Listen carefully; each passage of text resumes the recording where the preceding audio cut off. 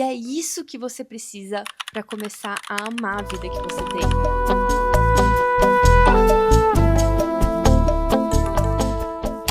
Jamais espere pelo reconhecimento das pessoas pelas suas conquistas na vida. Então, acho que a primeira parte desse processo de autorreflexão é a gente entender o que pra gente faz sentido. Aonde a gente quer estar no nosso futuro, como que a gente visualiza um futuro de sucesso pra gente. E sucesso aqui pode ser sucesso financeiro, pode ser ser uma pessoa muito conhecida, pode ser morar numa casa simples no interior, no meio do mato.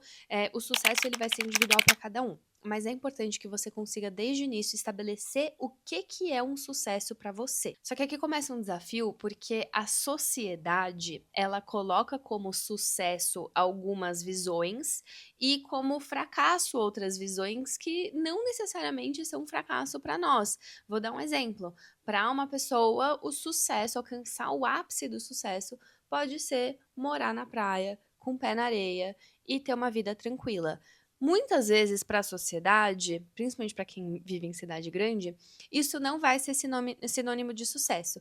E desde o início é preciso que você faça as pazes com estar aceitando o sucesso que você construiu para si. E isso vai evitar com que você passe por toda essa crise existencial que eu passei e eu não recomendo para ninguém. Porque eu não passei pelo processo de entender, de questionar o que eu achava que sucesso era na vida. Eu ia levando a vida meio sem planejamento. E eu sempre achei que a minha felicidade era viver uma vida tranquila, uma vida pé na areia.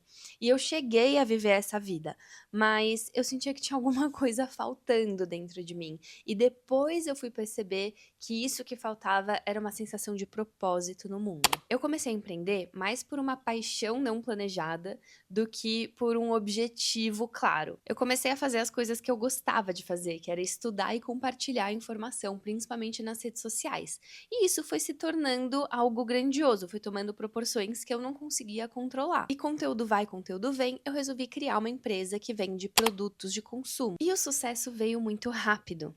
A gente teve um reconhecimento, inclusive, do mercado em poucos meses de vida de marca. A gente teve grandes redes de mercado conhecidas nacionalmente mandando e-mail para mim, pedindo para que eu apresentasse o produto para o comitê deles, que eles queriam começar a vender o produto na rede deles. Que são redes que as marcas que começam nem sonham. Eu nem sonhava com esse tipo de reconhecimento. E aí, gente, começa as armadilhas do ego. Esse tipo de mini sucesso, pra mim, veio de maneira inesperada e começou meio que me intoxicar de uma forma que eu olhava para as pessoas à minha volta e ficava: você tá vendo isso? Você tá vendo o que eu tô construindo? Como se isso fosse, eu precisasse provar algo pra alguém. E eu tivesse fazendo tudo isso como se fosse uma aprovação mesmo. E sem que eu percebesse ao longo dos meses, o meu negócio virou um modelo de aprovação social.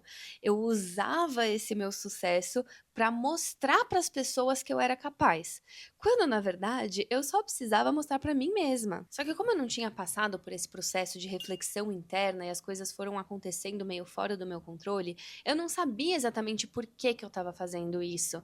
Então eu buscava sempre um ponto de referência externo, que geralmente era a validação das pessoas. Só que, spoiler, se você vive pela validação externa, a sua vida vira um inferno. Você começa a colocar toda a sua percepção de valor como pessoa dentro do que você acha que o outro pensa de você, dentro do olhar da outra pessoa. Então você vira só um ponto de referência na sua vida. Você não tem mais contato e nem controle do seu ambiente interno, da sua subjetividade. Então, de como que você gosta que as coisas sejam feitas, do que você acha que é o seu propósito nesse mundo e como que você conquista as coisas que você quer alcançar. Eu vivi assim por um bom tempo e eu estava completamente perdida e achando que eu estava arrasando porque eu realmente estava intoxicada por esses mini cases de sucesso, que na verdade é muito mais uma validação de ego do que um sucesso de verdade. Eu só fui começar a sair desse fundo do poço porque, na verdade, eu tava com o ego inflado, mas eu tava mal.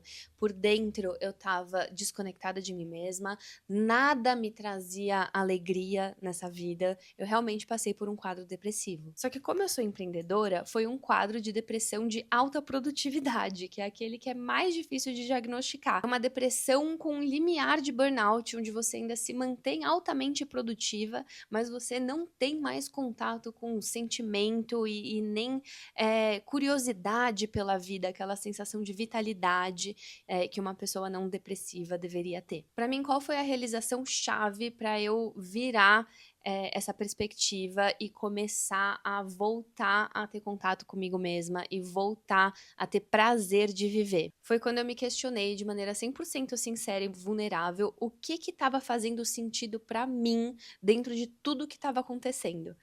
E dentro disso, foi quase como um exercício de gratidão de ver que, de fato, eu estava construindo coisas que eram muito valiosas para mim como pessoa. Eu tô construindo coisas que deixariam a Marina de 10, 15 anos atrás muito orgulhosa. E eu finalmente consegui enxergar o empreendedorismo como um projeto próprio meu e não um projeto que eu estava fazendo para os outros. E isso mudou totalmente a minha visão de mundo e meu estado de espírito. Eu passei a gostar do que eu faço, eu passei a ter prazer em trabalhar. Hoje eu não mudaria a minha profissão por nada, sendo que eu passei 2 anos esperando um sinal divino para eu conseguir largar tudo e voltar para minha vida na praia, porque eu não estava mais aguentando essa pressão. Porque é muita pressão você viver pela validação externa. E quando você muda esse olhar para a sua própria validação, você se apaixona pelo processo. É amar o processo, é amar a caminhada. E você só consegue se apaixonar pelo processo se você tá fazendo isso por você. Então, o meu conselho mais sincero para você é não deixar de se perguntar o que realmente faz sentido para você e como que você pode se apaixonar pela jornada, pelo processo que é a vida, para alcançar os objetivos que você determinou que são importantes para sua vida.